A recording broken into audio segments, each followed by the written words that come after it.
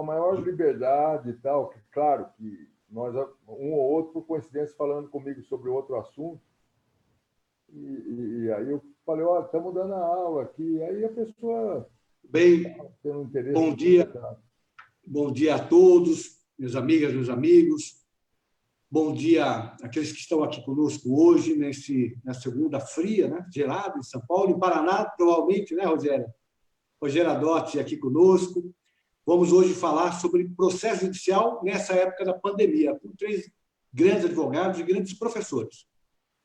Bom dia, Rogério Adotti. Prazer, que alegria ter aceito o nosso convite para estar aqui conosco hoje, querida. Bom dia, doutor Marcos da Costa. Alegria minha, uma honra poder participar dessa live, a seu convite, e principalmente com a participação dos meus queridos amigos e professores, professor José Rogério Tucci, professor Flávio Acha. Uma alegria muito grande estar aqui. Flávio, bom dia. Está de blusa, está frio hoje. Obrigado também por ter aceito o convite, Flávio. Marcos, quem agradece sou eu. O meu bom dia inicial a você, ao Zé Rogério, à Rogéria e aos colegas que nos assistem. E o querido, grande professor José Rogério Cruz de Tucci. Grato por aceitar o convite, por me ajudar a organizar esse momento, Tucci. Você que é, além de um grande professor, teve um trabalho importantíssimo na Ordem, presidindo a comissão do novo Código de Processo Civil. E foi diretor da nossa tradicionalíssima Faculdade de Direito do Largo de São Francisco. Obrigado, querido Tucci. Eu que agradeço, Marco. Eu faço minhas palavras dos colegas. É uma satisfação muito grande poder dividir esse espaço virtual com a Rogéria e com o Flávio, meus amigos de longa data. Agradeço muito. Vamos começar falando sobre a situação do judiciário hoje, diante da pandemia. Antes de falar de São Paulo, falar um pouquinho do Paraná. Como está o Paraná hoje, Rogéria? Prazos ainda suspensos, processos eletrônicos, processos físicos. Como é que está a estruturação do judiciário hoje? O Paraná vive uma situação um pouco melhor, porque praticamente todos os processos judiciais hoje são eletrônicos no Paraná. Já há algum tempo nós temos essa digitalização de praticamente todo o acervo dos processos. Então, em virtude dessa situação da pandemia, os processos continuaram a tramitar normalmente, mesmo no período de suspensão, os juízes continuaram praticando atos e fazendo movimentar os processos, mesmo nas situações que não eram urgentes.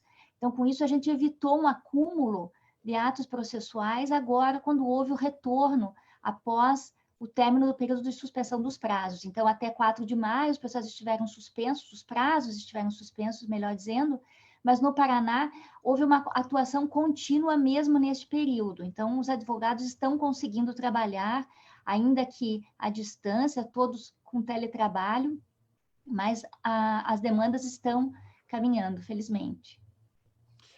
Flávio, a situação de São Paulo, da Justiça Paulista. Bom, eu tenho dito, já estou ficando meio repetitivo, né, que, bem na verdade, não há um problema, né?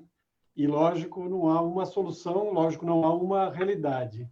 Então, uma coisa é a realidade da Justiça Federal, outra coisa é a realidade da Justiça Estadual, uma coisa é a situação no tribunal, outra coisa das comarcas em primeira instância. Mas, de um modo geral, minha visão inicial é de que valeu a pena ter investido no processo eletrônico. É o que está substancialmente nos salvando. O índice de processos físicos é, comparativamente, penso eu, ainda um índice pequeno, e, portanto, então, isso é que tem feito com que a Justiça de São Paulo, grosso modo, tenha dado seguimento. Há pontos de estrangulamento, acho que podemos falar disso, o Zé pode falar disso também, há pontos de estrangulamento porque a questão da ferramenta eletrônica traz desafios que nós não conhecíamos exatamente, né? Então, o primeiro problema é um problema de acesso.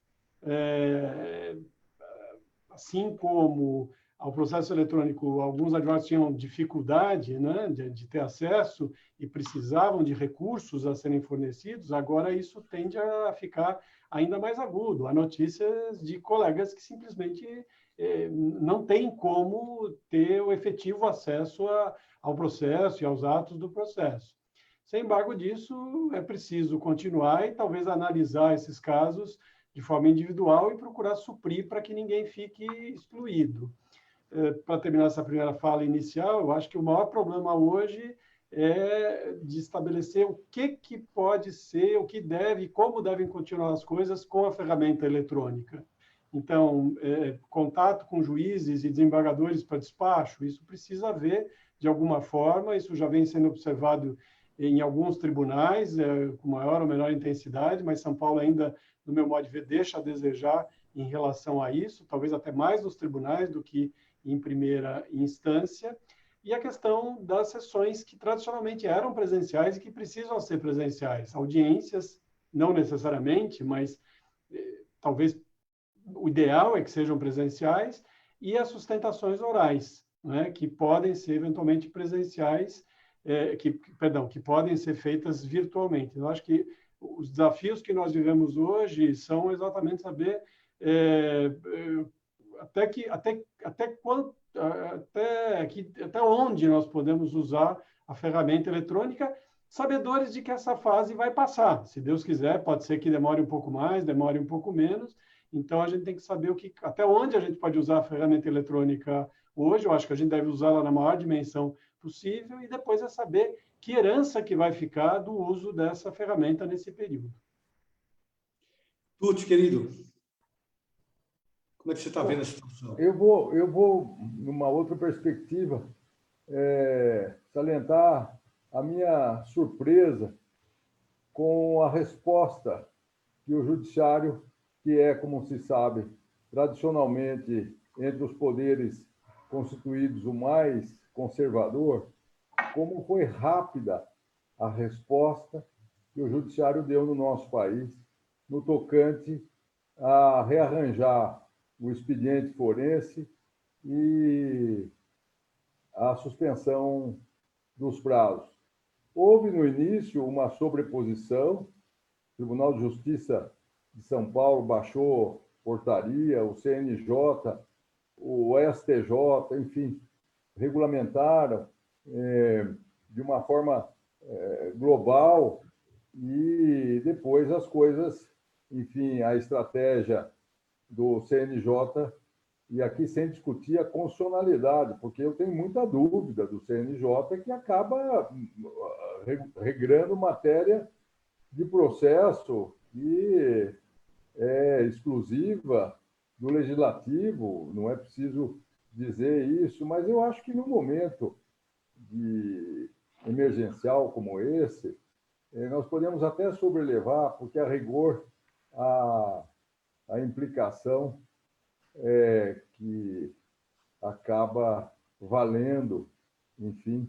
E o judiciário nosso, você vê, eu fiz uma pesquisa rápida, comparando, do ponto de vista cronológico, o que acontecia nos países europeus, a resposta em outros países, como na Áustria, na Alemanha, na Itália, na França e até na Espanha, foi muito posterior à agilidade com que o judiciário nosso lidou com esse problema, o que é uma coisa surpreendente. Quer dizer, eles já estavam sofrendo lá esse problema terrível e o judiciário acomodado, a Itália suspendeu os prazos, excetuando as medidas de urgência, mas, enfim, demoraram muito.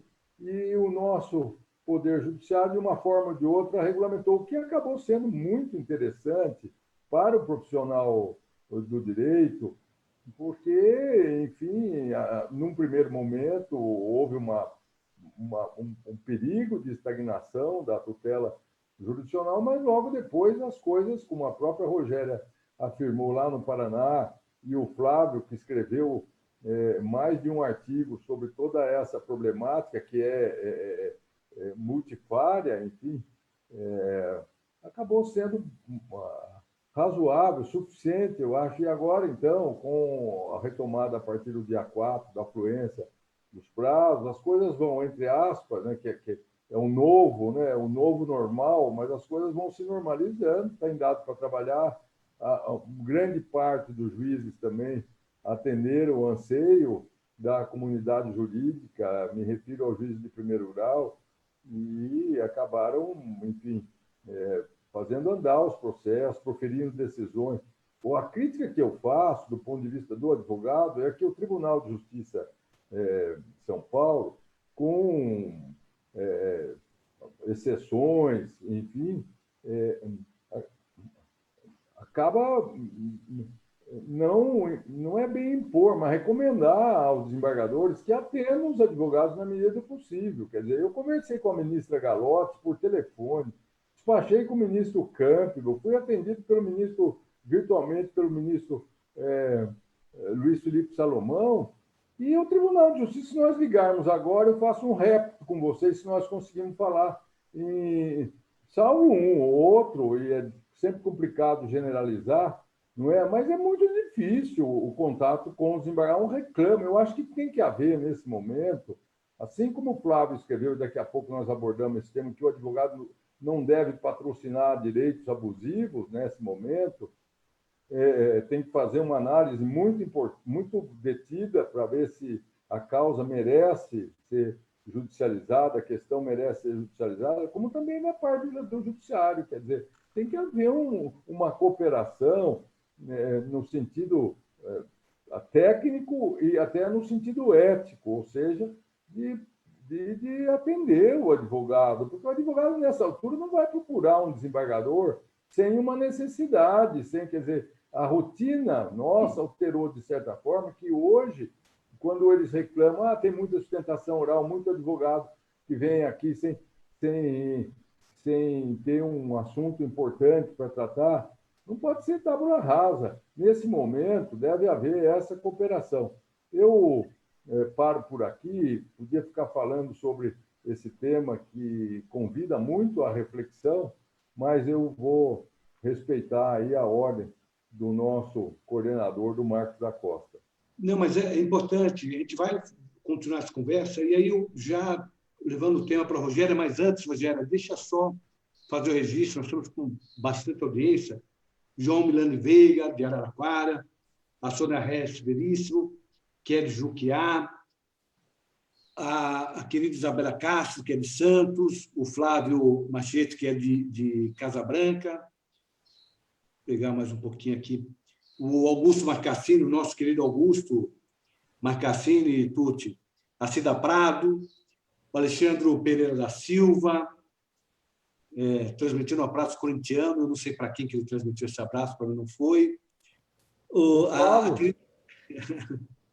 A querida Gisele querida, que vem conosco, às vezes, fazendo as nossas lives também. Enfim, a Nessina Costa, Gilberto Cavalcante Ferreira, o Flávio Max Alves, que é de Rio Preto, o Márcio Quintilano, o Décio Teixeira Ramos, de Itaquera, Álvaro Gomes Neto, a Ana Lúcia Ambrosi, que é de Taubaté. Aliás, é o Moura que está usando o Face da Ana Lúcia, porque ele não tem Facebook. Obrigado por acompanhar, Moura. Taubaté, Constantino, Salvatore e o Lourenço Seco, de São Vicente. Rogéria, aqui em São Paulo, perguntar um pouquinho como o funcionamento. Eu militei muito no Paraná e sempre achei a Justiça Paranaense mais organizada. Talvez pelo tamanho, a estrutura de São Paulo realmente é imensa, tudo em São Paulo, os números são gigantescos, mas a estrutura do Paraná sempre foi elogiada, a estrutura do Judiciário. Inclusive, a divisão que São Paulo acabou adotando depois, das entrâncias, inicial, intermediário e final, usando o exemplo do Paraná. Uma das dificuldades que nós tínhamos em São Paulo era, muitas vezes, a dificuldade de encontrar juiz na primeira instância, às vezes não vai segunda-feira, às vezes não vai na sexta-feira, como é que no interior, e desembargador só vai em dia de sessão para distribuir memoriais. Uma loucura, porque, às vezes, muita dificuldade para encontrar um dia que o desembargador estivesse presente.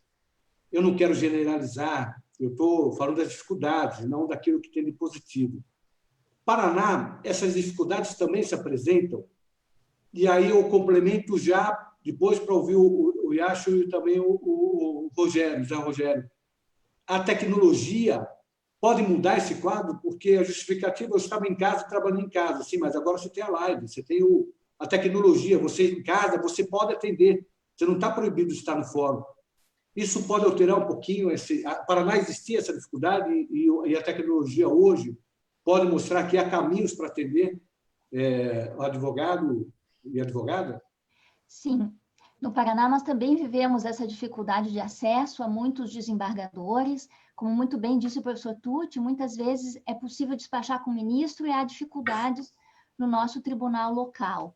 O fato é que a tecnologia está alterando tudo, já está mudando, eu entendo, o nosso cenário jurídico, e essa dificuldade de acesso, dificuldade de adaptação não é só dos advogados, é dos próprios membros da magistratura. Então, eu acho que o mais importante em relação a essa situação da pandemia é que, embora os processos tramitem de forma eletrônica, e isso é extremamente positivo, há necessidade de manter canais de atendimento para os advogados, e canais que sejam adequados. Então, é elogiável o fato de nós estarmos tendo contato por telefone. Eu mesma tive uma entrevista também com a ministra Galotti na semana passada. Isso é extremamente importante, mas é necessário também, na minha visão, que seja possível melhorar essas técnicas. Hoje, a sugestão é que haja entrevistas virtuais por videoconferência. Isso é muito melhor do que um telefonema. Então, é claro que o judiciário também vai ter que se adaptar, e aqui no Paraná, a presidência do tribunal tem feito um esforço no sentido de disponibilizar, inclusive, um e-mail para os advogados, para que encaminhem um e-mail para esse setor cada vez que tiverem dificuldades de atendimento com os gabinetes especificamente. Então, é um esforço, assim, para que haja uma mudança de postura e uma adaptação. O professor Richard Susskind tem uma obra interessantíssima a respeito da mudança na justiça.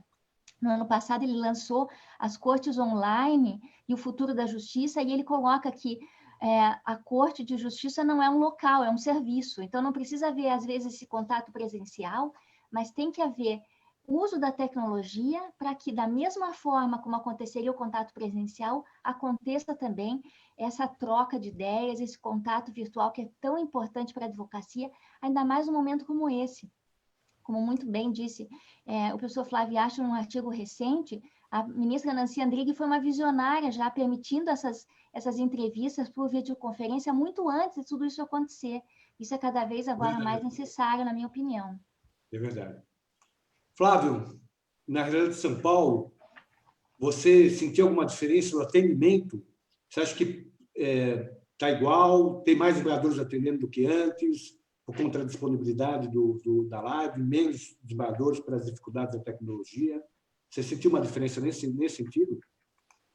Creio que sim, creio que sim. Se a gente pegar, digamos, o universo de desembargadores que recebiam com horário marcado, não, regularmente, para receber memorial, e hoje o acesso, como lembrou o Zé Rogério, é muito diferente. Eu, pelo menos, tenho tido enorme dificuldade de acesso. E eu acho que a gente precisa separar bem, digamos, o uso da tecnologia agora, nesse contexto excepcional, e o uso da tecnologia em circunstâncias normais. Embora tudo indique que esse fenômeno, a pandemia, veio para apressar um pouco o rumo da história. Então, digamos que a tecnologia, claro, ela iria ganhando, ela tende a ganhar espaço, mas o fato é que, com a pandemia, isso apressou. Isso provavelmente vai ter reflexo do desenvolvimento tecnológico, porque o capitalismo se adapta. Então, é bem provável que investimentos sejam feitos exatamente nessa área. Por quê? Porque isso vai gerar uma economia de um lado e vai gerar um investimento de outro. Então, no momento presente, separando, então, as duas coisas, o que me parece é o seguinte, minha filosofia é a seguinte: o processo eletrônico deve ser usado na maior dimensão possível. Graças a Deus, aqueles que têm o processo eletrônico, porque há alguns estados em que os processos são basicamente físicos. Eu dou um exemplo de informações que eu tive. Espírito Santo, por exemplo, basicamente a informação que eu tive é que os processos são físicos. Então, eles estão sofrendo com isso. Então, tem que usar o processo eletrônico na sua maior extensão possível.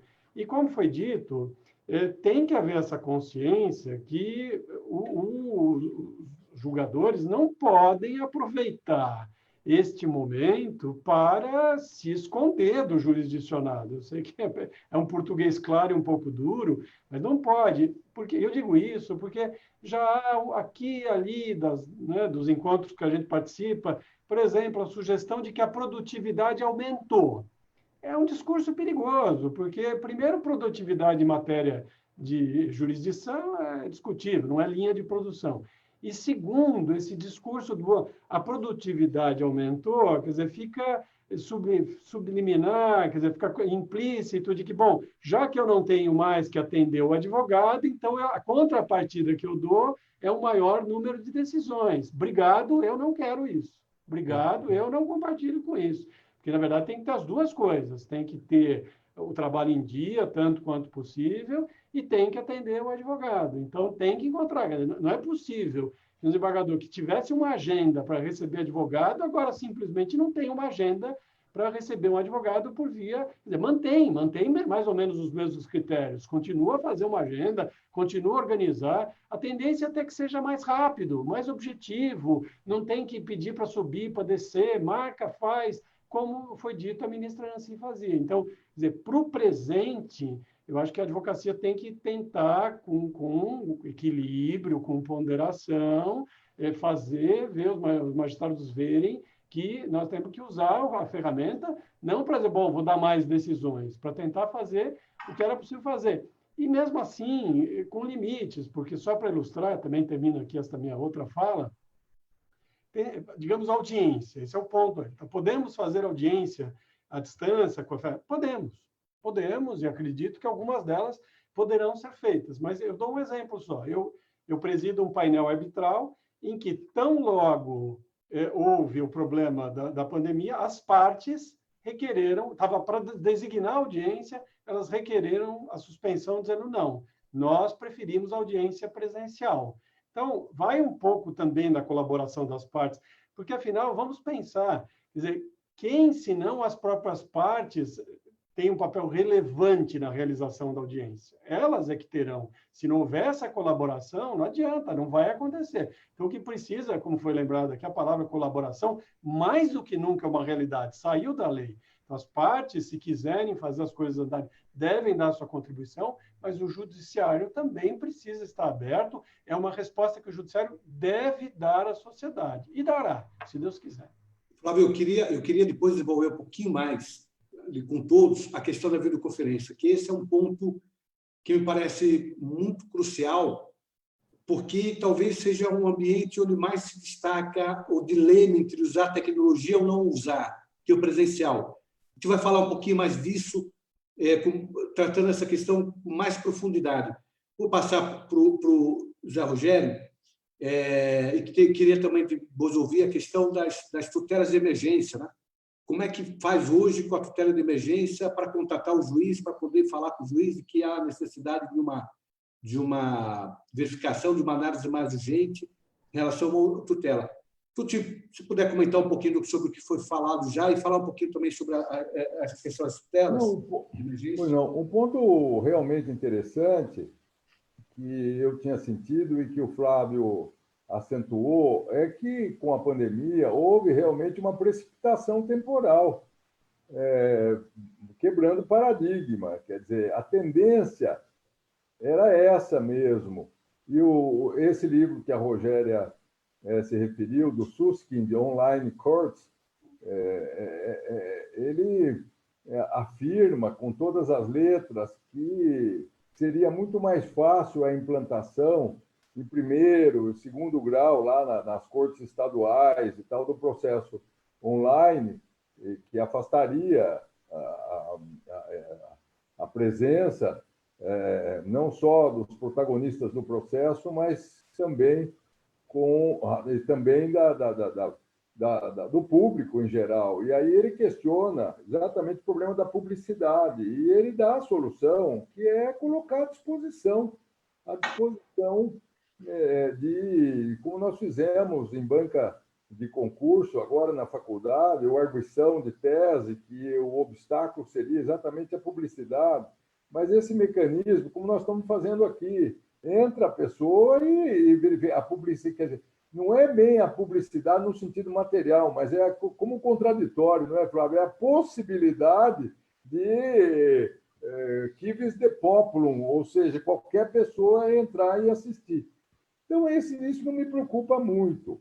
Mas o Susskind ressaltava, e que serve para nós também, tendo em vista o formalismo e um conservadorismo maior da Suprema Corte. Ele achava muito difícil essa quebra de paradigma, esse rearranjo, enfim, ser introduzido na Suprema Corte. E, para surpresa minha, inclusive, mas até da tradição americana, no dia 4 de maio, a Suprema Corte passou de um julgamento presencial, né, nem na época da guerra, quer dizer, secular a tradição do julgamento presencial desde 1789, quando foi, então, criada a Suprema Corte Americana, admitindo o julgamento virtual, o julgamento remoto, disponibilizando o áudio. Eu assisti, às 10 horas em Washington, 11 horas de Brasília, eu assisti um caso interessantíssimo, áudio, que era a audiência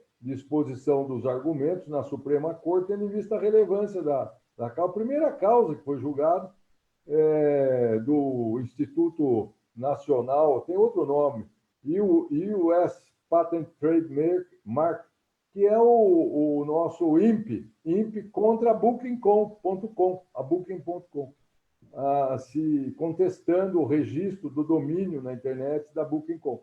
Mas o que eu quero dizer é que as necessidades impostas pela pandemia quebram os paradigmas mesmo. Quer dizer, no dia 28 passado, um julgamento piloto inédito da terceira turma do STJ ao vivo, como nós estamos aqui, com presença de advogado. É bem verdade que eram 8 processos pautados pelo ministro Moura Ribeiro, que é o presidente da terceira turma, com pedido de vista. Então, eles experimentaram com esses 8 ou 9 processos. E interessante, porque, embora o advogado, nesses casos, não pudesse fazer sustentação oral, porque havia o pedido de vista, o advogado se faz presente. Tinha lá um advogado, na casa dele, no escritório dele, como nós estamos aqui, fazendo parte de um dos casos julgados naquela ocasião.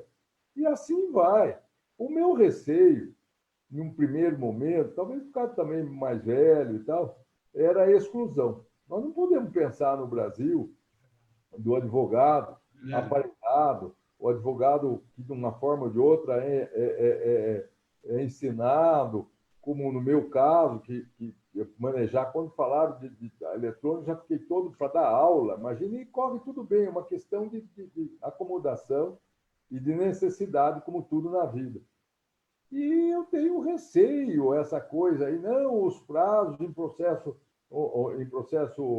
eletrônico passa a correr dessa forma, o que eu estou de acordo, mas o juiz, que tem lá uma válvula de escape, não só quando houver lockdown, aliás, não é que é a expressão, de fechar tudo e tal, como no Maranhão e tal, aí a própria resolução do 317, o 318 do CNJ, que é de 9 de maio, 8 de maio passado, então dá aí uma possibilidade, claro, de afastar a fluência do prazo.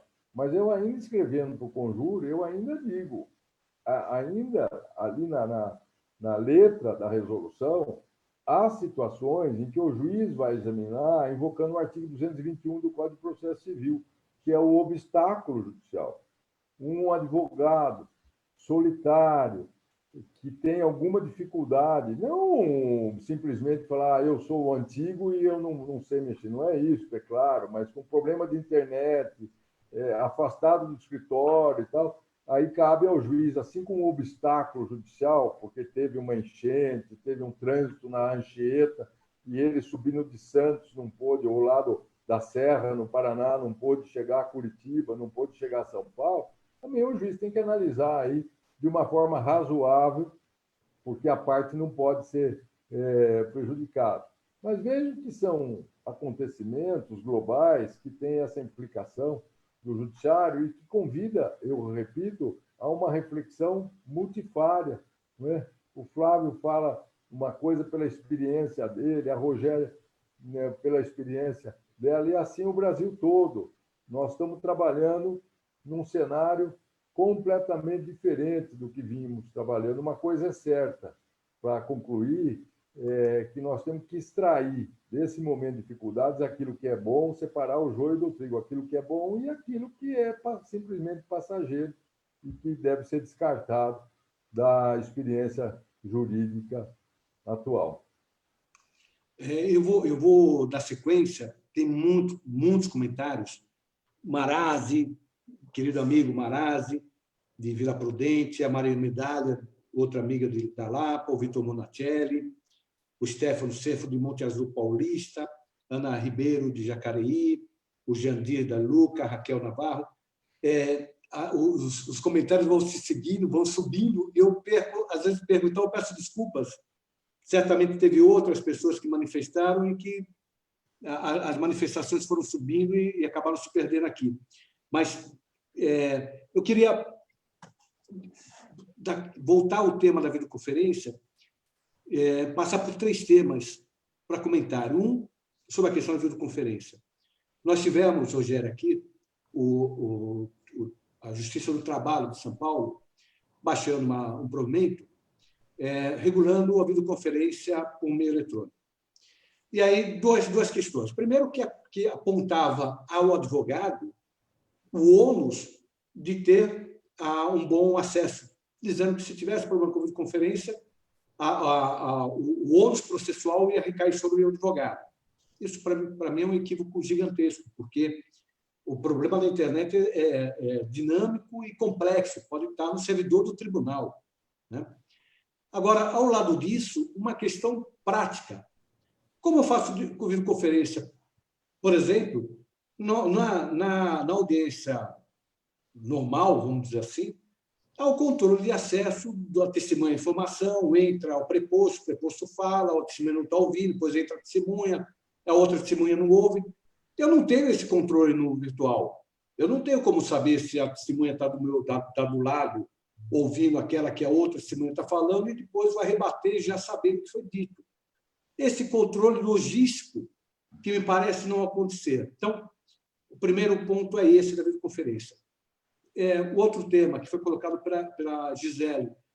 Eu mando um e-mail, a Gisele dizendo, eu mandei e-mail para uma vara de Jundiaí e a resposta foi imediata.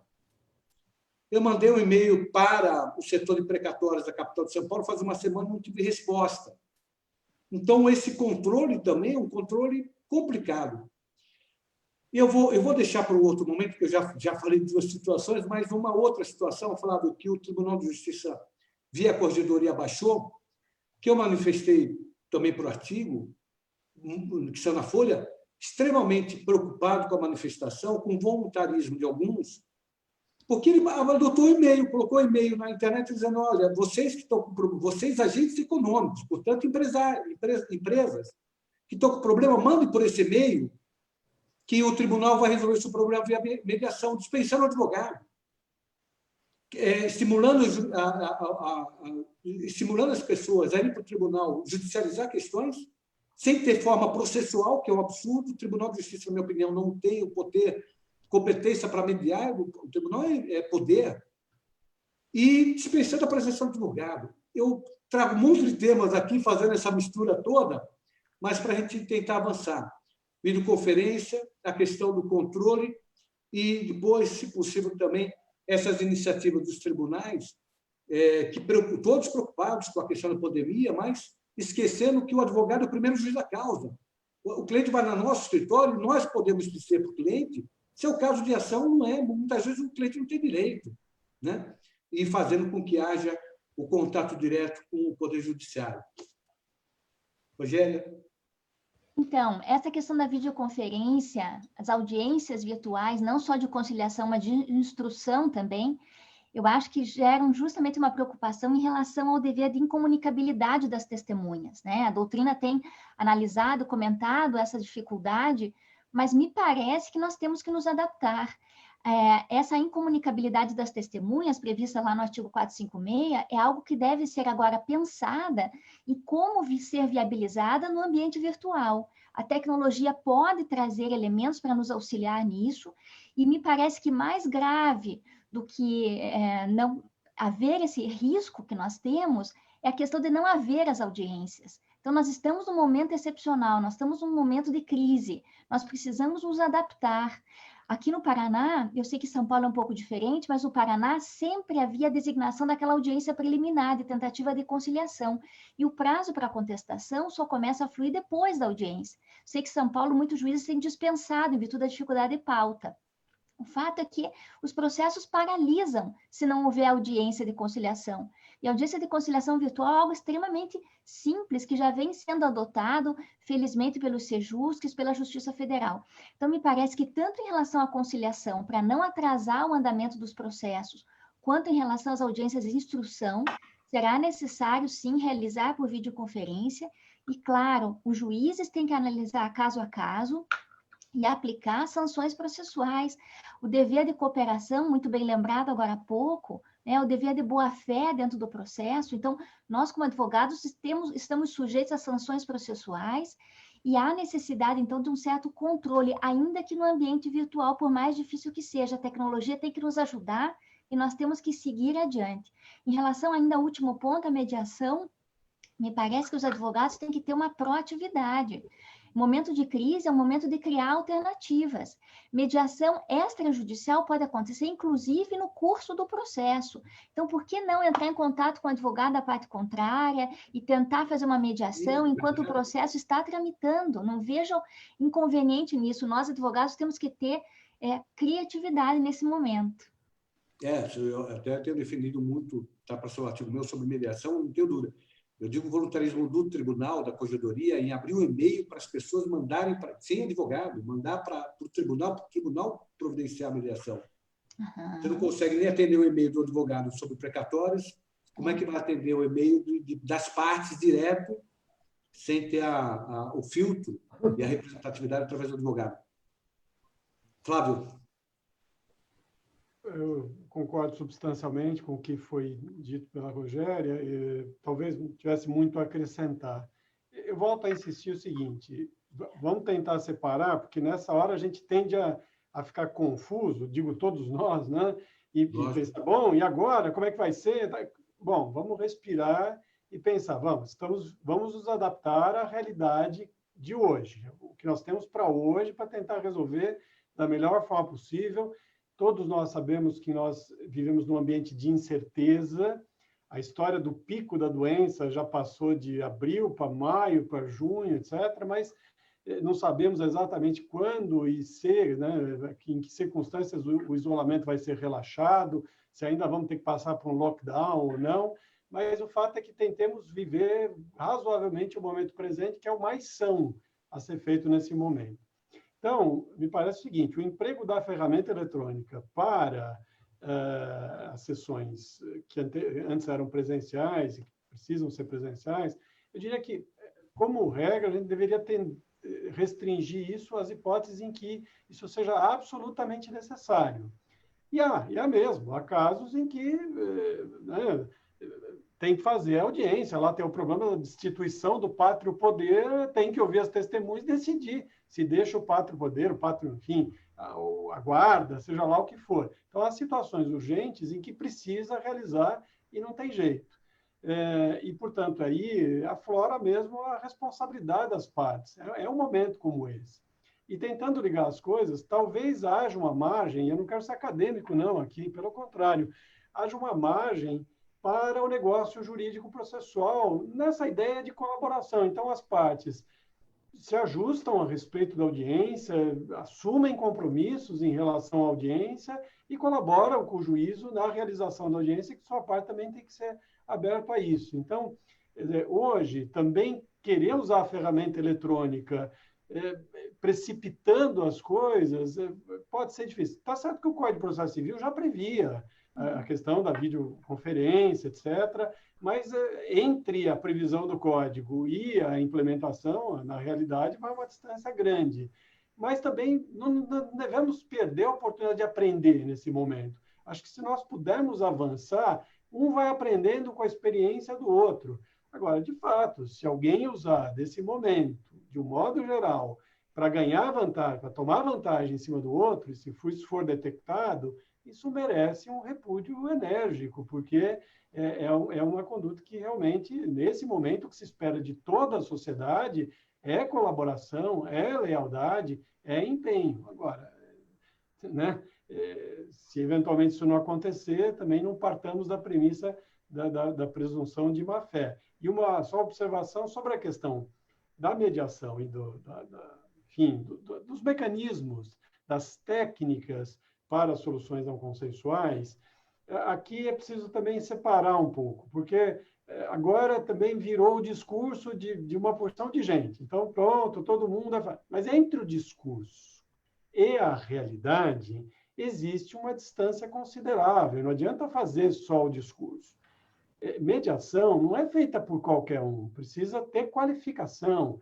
A conciliação também, ainda que menos complexa do ponto de vista de atividade, requer algum preparo. O código, outro dia participei de um evento em que dois colegas disseram, não, mas o código já previu os remédios próprios para a tragédia, para a situação de pandemia.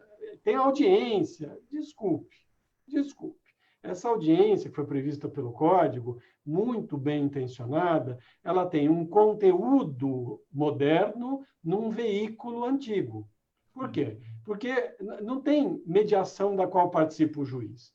Conciliação não deveria, idealmente não deve participar, porque o juiz que toma contato com a conciliação tem o problema da confidencialidade. Então, o correto é o seguinte, o Estado deve estimular as soluções consensuais, mas ele deve dar meios para que isso aconteça. E, provavelmente, os meios tradicionais não são os meios adequados.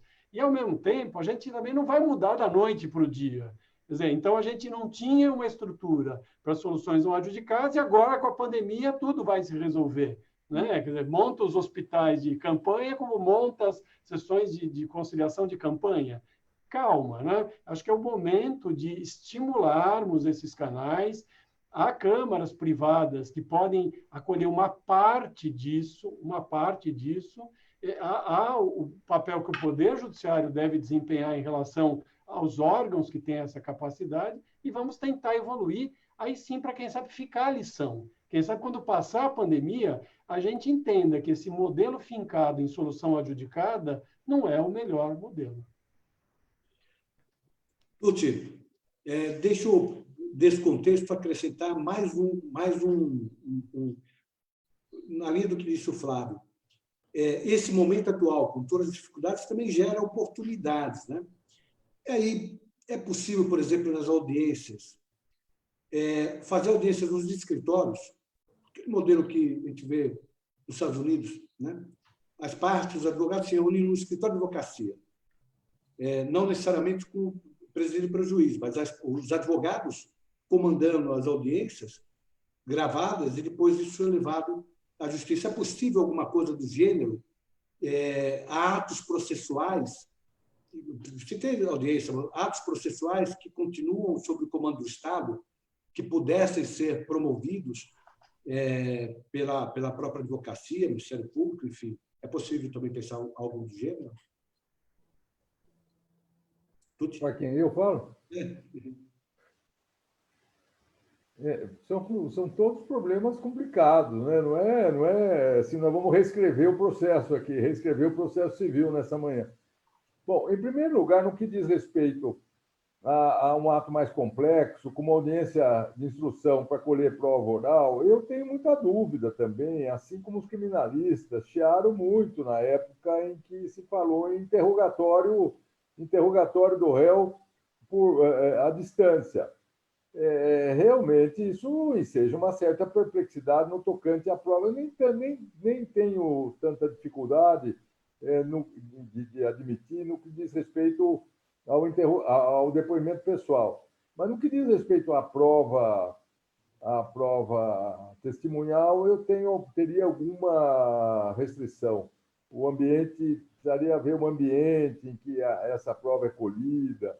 enfim, mas eu acho que não valeria a pena arriscar para colocar tudo a perder depois. É isso que nós temos que pensar também. Não é porque nós estamos nesse momento dramático que nós temos que passar por cima de garantias. As garantias são fundamentais, quaisquer que sejam as circunstâncias.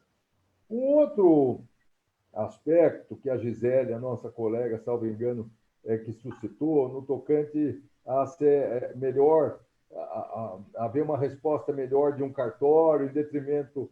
Isso não é decorrência da pandemia propriamente, porque mesmo antes, e vai continuar sendo assim, você é melhor atendido presencialmente num cartório em detrimento de um atendimento péssimo de outro, e assim, mesmo por telefone e tal, e assim, isso faz parte da falta de padronização do serviço. Eu me lembro que, como diretor da faculdade, eu tentei implantar, como tinha sido implantado na Associação dos Advogados, algo como a ISO. Tive reunião como padronizar o serviço, na prestação de serviço, não só em relação ao público, mas dentro do ambiente da unidade da Universidade de São Paulo.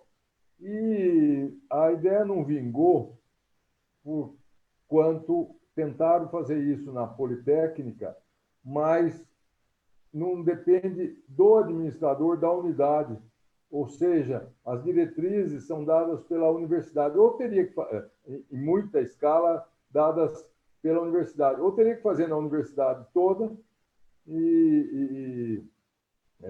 enfim, impossibilitando que fosse feita na unidade. Mas era uma tentativa minha. Assim como nos cartórios não há uma padronização, há uma diferença muito grande do gabarito, da expertise do funcionário, e é da natureza humana, é isso mesmo. Então, realmente, não há uma solução, nem com a intervenção, a não ser naqueles casos extremados da OAB, da Associação dos Advogados e assim por diante. E no terceiro aspecto, levantado pelo Marcos, quanto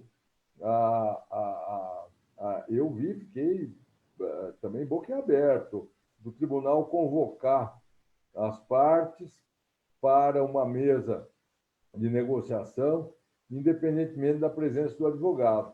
Bom, não é a primeira vez que isso ocorre também, é a luta constante. Você que foi batonier sabe melhor do que nós.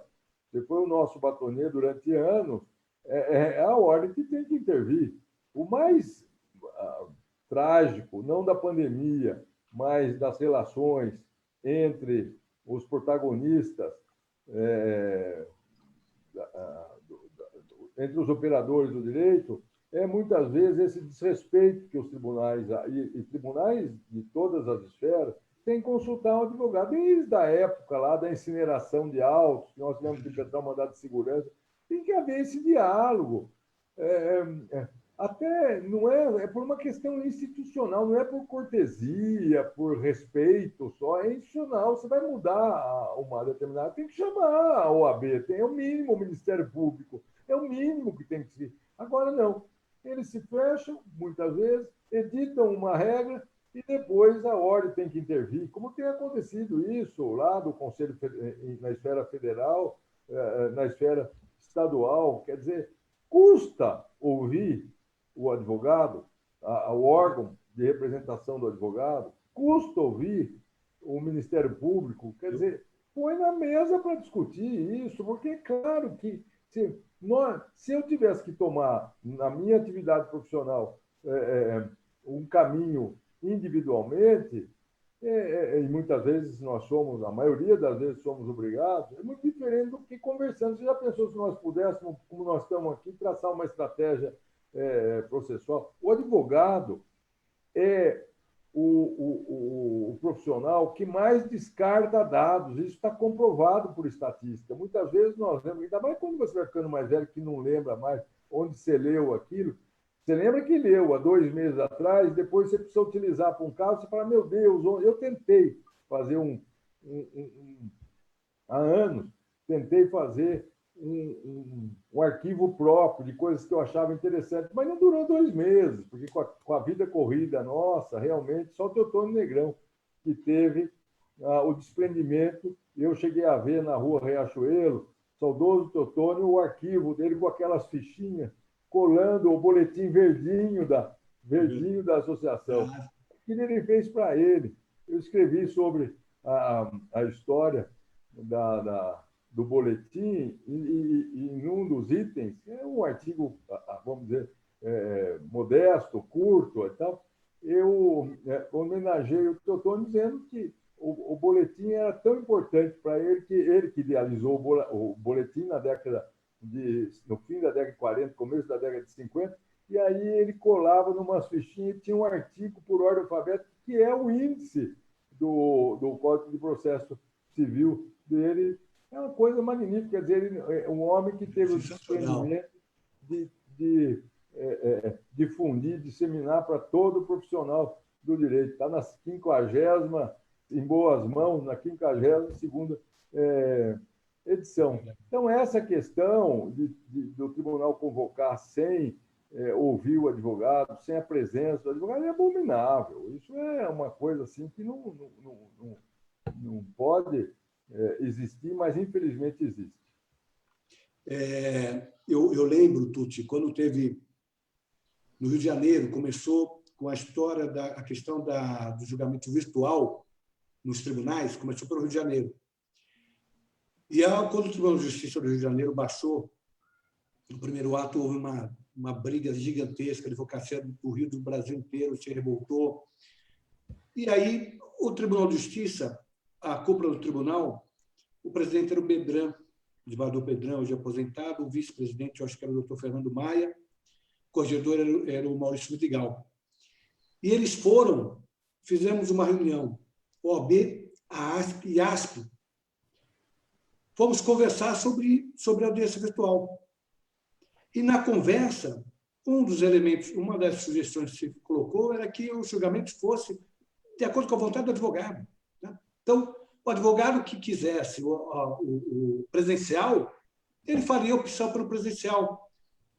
O tribunal aceitou e sabe quantas reclamações nós tivemos naquele momento sobre o julgamento virtual? Nenhuma. Nenhum advogado reclamou, porque o advogado que quisesse, ele tinha opção. E poucos, 10%, 15% dos julgamentos, o advogado optou pelo presencial, porque ele queria estar presente, ele queria fazer sustentação, ou queria acompanhar, enfim. Então, quando há o diálogo, não tenho dúvida, se encontra soluções. Rogéria, eu vou só mencionar que tem muita gente seguindo, o Claudomiro Porto, o Stasis, de Carapicuíba, a Rita Fastovic, que é de Santos, o Gilberto Bertolini Neto, a Joselândia Oliveira, a Marina Medalha, já tinha comentado, a Sônia Frugoli, querida Sônia, o Claudomiro Porto, o Miro, enfim, o Silvio Storage, a Rosa Ramos, muita gente nos seguindo, o Duarte, enfim, muita gente nos seguindo aqui. Quero mandar um abraço a todos. Rogéria, mudando um pouquinho o foco, saindo do judiciário, passando para a advocacia. Né? Esse momento, nós estamos aqui, por exemplo, fazendo essa live, conversando, muitos advogados seguindo. Eu vejo muitos escritórios hoje, grandes escritórios, trabalhando com o home office e tal. Na sua experiência, você vê uma mudança possível da forma de advogar, quer dizer, aqueles grandes escritórios físicos, estou dizendo do ponto de vista físico, né, com muitas salas de reuniões, haverá uma tendência de mudança na advocacia passada a pandemia, por conta desse momento do uso da tecnologia?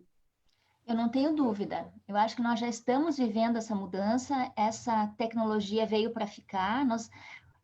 Momentos de crise fazem, como mencionado agora há pouco, uma aceleração das mudanças, e nós ganhamos muito tempo em relação às reuniões virtuais. Então, o que foi dito agora há pouco também no sentido das reuniões com os clientes. Antigamente, às vezes viajava, perdia um dia inteiro para fazer uma reunião em Brasília ou em outro local. Hoje em dia, essas reuniões acontecem com uma optimização de tempo muito maior. Então, eu acho que os grandes escritórios, salvo, claro, questões muito específicas no âmbito do direito de família, no âmbito do direito criminal, em que ainda a presença pessoal é tão importante, mas mesmo na pandemia nós estamos, mesmo nessas áreas, fazendo as reuniões virtuais. Então, acho que essa é uma mudança para os advogados.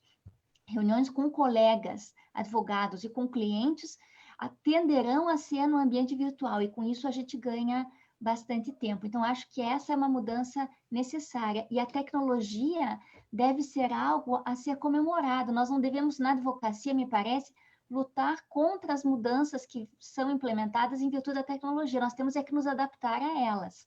Claro que, em relação aos tribunais, eu tenho a mesma preocupação já externada aqui pelo professor Iacho, no sentido de que essa grande produtividade não seja utilizada como uma justificativa para se impedir o retorno das sessões presenciais, dos julgamentos presenciais, das audiências e daqueles despachos presenciais com os advogados. Eu acho que isso é fundamental também. Nós estamos num momento de exceção. Mas claro que a tecnologia ajuda enormemente nesse momento, principalmente na advocacia. Flávio? Da mesma forma, a questão do espaço, por exemplo, né? Todos nós, advogados, devemos, nesse momento, estar refletindo sobre o significado do espaço e do custo, né? Eu digo por mim, eu tenho aqui um andar, o escritório está girando e, no entanto, está vazio. Eu estou aqui porque sou eu sozinho, então estou mais seguro aqui do que em casa. Somos dois, exatamente. Meu carro, não tem risco de contaminação, enfim, mas o escritório está vazio e o escritório está funcionando, como outros escritórios. Quer dizer, isso vai refletir sobre a perspectiva do espaço necessário para o exercício da advocacia. Também, ao mesmo tempo, nós vamos ter que voltar a nossa atenção para o aspecto, como já falávamos, do acesso. Agora, não é a hipossuficiência só econômica, é a hipossuficiência tecnológica também que terá que ser vista, porque todos têm que ter, de alguma forma, acesso a essas ferramentas. Eu vejo, por exemplo, na recuperação judicial, só para ilustrar aqui para os colegas, há essa tendência de realização das assembleias via uso da ferramenta. Positivo? Altamente positivo. Contudo, é preciso considerar que muitas vezes os credores são pessoas simples, trabalhadoras, até boia fria, enfim, que merecem toda a dignidade, justamente porque têm dignidade e que precisam ter acesso à sessão. Então, esse é um desafio. Agora, sem dúvida, como eu acho, né, penso, estou convencido, nós estamos fazendo um exercício, né, e aí nós vamos ver o que vai ficar, o que não vai ficar. A justiça, graças a Deus, ainda é uma atividade de seres humanos para resolver problemas de seres humanos. Tal sorte que, passado esse momento, espera-se que fique o lado bom da tecnologia, de redução de custo, de racionalização dos trabalhos, de acesso à justiça, porque bem posta a ferramenta, é acessível a todos. Vejam, é muito mais fácil ter lá o contato no gabinete do ministro, como fazia a ministra Nancy, do que o cliente suportar. Às vezes não suporta o custo da viagem, o deslocamento, a gente pode perder um dia inteiro, às vezes, para falar 15 minutos com o ministro. Agora, precisa ver como o judiciário vai receber isso, né? Porque sejamos realistas. Só para ilustrar, outro dia participava de uma live com o desembargador federal, meu colega de turma, o Paulo Sérgio Domingues, e ele dizia, fizemos lá no tribunal e, surpreendentemente, um número pequeno de sustentações. Eu disse, porque não descobriram ainda, porque não descobriram o caminho. Porque a hora que descobrir o caminho, isso vai se expandir como um fogo no mato seco, porque haverá essa tendência de querer, vai facilitar o acesso. E aí nós precisamos encontrar o equilíbrio, porque também nós não podemos imaginar, então, que dá para ter despacho com o ministro a cada 10 minutos, ou com o desembargador a cada 10 minutos. Eles não, e se esse for o temor deles, também nós precisamos conversar para que esse temor venha à tona e que nós, então, raciocinemos e não fiquemos com subterfúgios, com meias palavras, quer dizer, eu me escondo na produtividade para não abrir, porque ele pensa, já pensou? Se eu receber 1, vou ter que receber 10. Calma. Talvez mantenha-se a situação. Você recebia 10, vai receber 10 com menor tempo de deslocamento de todas as pessoas. Vamos racionalizar. Por hora, nós estamos aprendendo que não O pode... diálogo encontra os caminhos, né, Flávio? O que não pode é a tecnologia superar o ser humano, né? E contra os interesses do ser humano. Eu, Paulo Sérgio Domingos, que foi presidente da JUF, um grande magistrado, nós estamos organizando também um encontro entre magistrados, exatamente para olhar a visão deles, né? E ter a oportunidade, evidentemente, de encontrar, com bom senso, encontrar o caminho comum. Tem outros tantos aqui que estão surgindo muitos comentários. A Renata Bruniger, falando que as audiências do TRT estão suspensas, o Chicarino, de José Antônio Chicarino, de Taubaté, muita gente aqui. Olha, eu acho que foi a live que teve mais participação, Tuti, de todas, graças a você que escolheu esse tema e indicou os nossos amigos que são presentes, Vladimir Cassano, que eu acho que eu já comentei. Vamos fazer toda semana, não é, Flávio? Que valor? Já que é assim, vamos fazer toda semana, então. Tuti, são muitas questões. Você lembra, quando chegou o Código Civil, o Código de Processo Civil, o trabalho que nós fizemos, né? Quantas frentes nós abrimos na Escola Superior da Advocacia, na ESA, nas lives, usando as lives, usando vídeos, textos, né? E para enfrentar aquelas muitas dúvidas. Estamos vivendo uma situação parecida. Um dia eu vou contar. Eu acompanho, Flávio, a questão da informatização desde o começo, porque quem começou na ordem a cuidar da informatização foi o Aprobato, o Rubens Aprobato Machado, que criou a primeira comissão de informática e eu presidi. Na época, 98, a internet chegou no Brasil em 95. Olha, tem histórias incríveis sobre como foi difícil para todos, mas quero dizer, especialmente para o judiciário, trabalhar com tecnologia. Muito. Muito difícil. Essas histórias, um dia eu vou contar todas elas, mas eu quero lembrar de uma só, que hoje a gente dá risada, mas o momento era outro, quando teve a greve. Eu vou lembrar o nome do presidente, eu acho que era o presidente... Foi logo depois do Nígbero Conceição, ou antes do Nígbero Conceição, eu vou lembrar o nome dele. Que os funcionários dos católicos levaram os computadores para casa, porque os computadores eram dos funcionários. Acho que era o Márcio Bonilha. Era o Bonilha, exatamente. Os funcionários pegaram os computadores e levaram para casa. Aí ele foi obrigado a baixar um ato, lembrando para o funcionário o seguinte: olha, os computadores pertencem a vocês, e vocês têm todo o direito de levar o computador para casa, mas os dados que estão no computador no tribunal, por favor, não apaguem. Tragam de volta, porque senão a gente vai perder o histórico dos processos. A gente tem umas histórias maravilhosas. Um dia a gente vai se divertir contando essa evolução, porque o próprio Diário Oficial Eletrônico foi proposta nossa. Quem pensou na ideia foi o Augusto Marcassini. Eu levei para o Congresso, numa audiência da Câmara Federal, da criação do Diário Oficial Eletrônico, que hoje todo mundo usa, né? O mundo está usando. Mas são histórias curiosas. Um dia a gente vai falar um pouquinho sobre isso. Tuti, nós estamos no finalzinho do prazo. Estou vendo aqui Val Barbosa também presente, Marlene Domingues. Eu queria que você falar sobre o que foi dito até agora, mas já dando a sua palavra final. Infelizmente, Tuti, está acabando.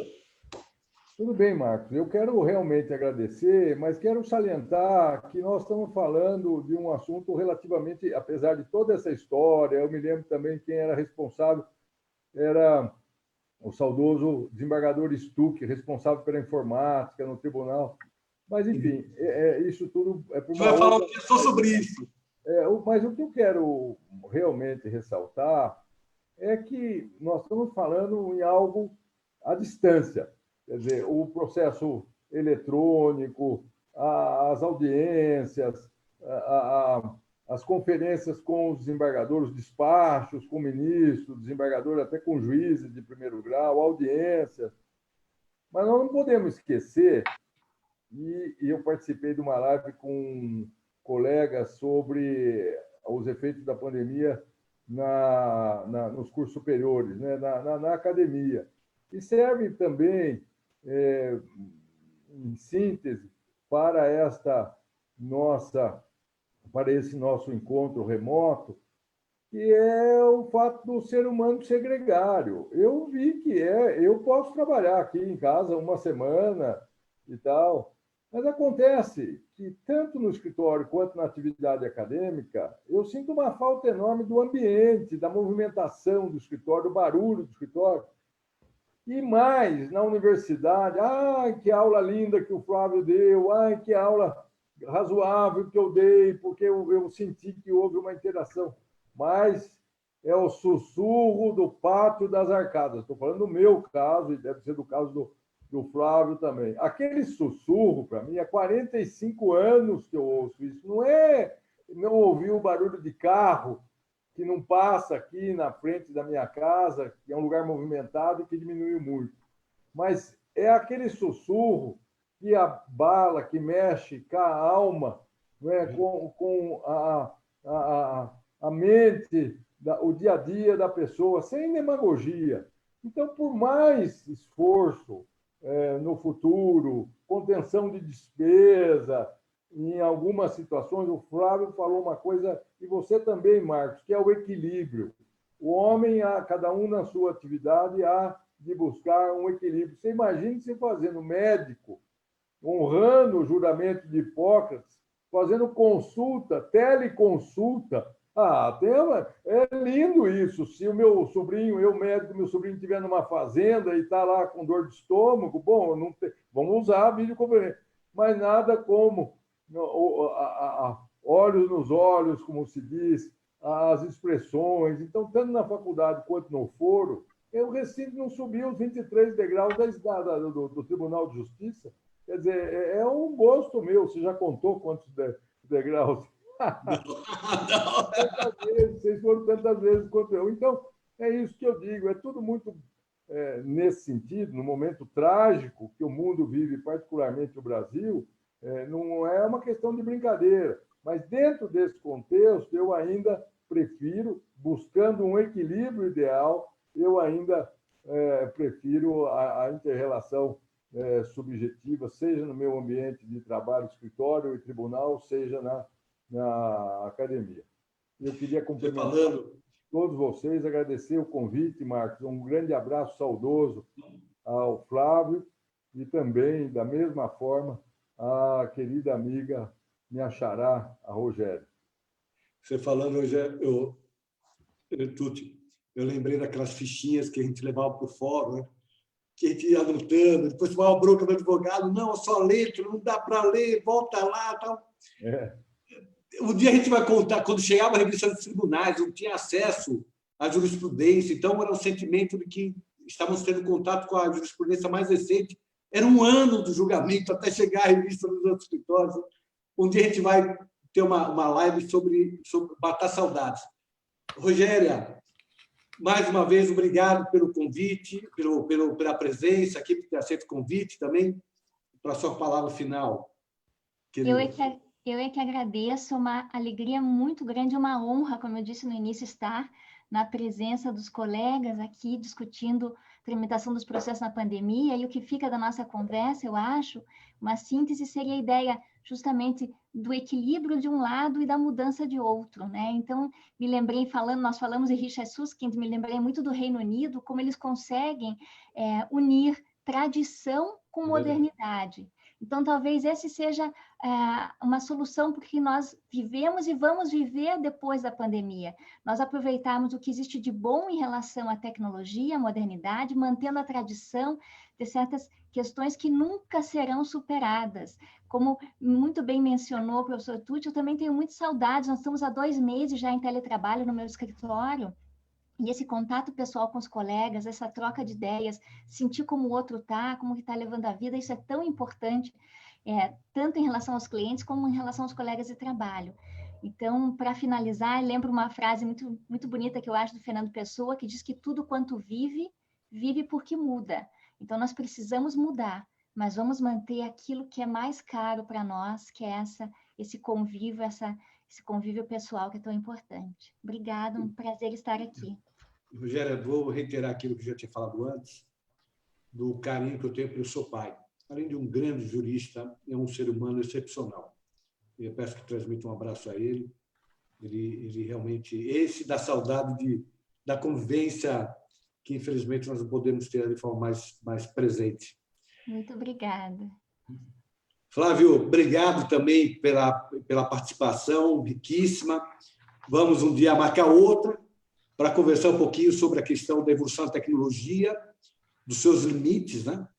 E projetar um pouquinho esse momento para o futuro, né? Porque a pandemia vai passar, como você disse, pode demorar uma semana a mais, uma semana a menos, se Deus quiser vai passar e nós vamos todos continuar no exercício da nossa advocacia. Obrigado, Flávio, pela participação. Eu que agradeço, viu? Cumprimento mais uma vez os amigos, a Rogério, Rogéria, todos os amigos que nos assistiram. Parabéns, Marcos, pela iniciativa e, oportunamente, que estejamos juntos, de preferência, presencialmente. Um abraço a todos. Estou mais uns comentários, mais umas participações, o Álvaro Gomes Neto, Vladimir Cassano, eu acho que já tinha dito, a Roberta Dias, enfim, muitos amigos aqui presentes, acho que foi a live mais ativa que nós tivemos, que mostra a qualidade de vocês e a certeza de que a conversa desde o início seria muito interessante para todos. Um abraço a todos, até a próxima. Obrigada. Viva. Tchau, tchau.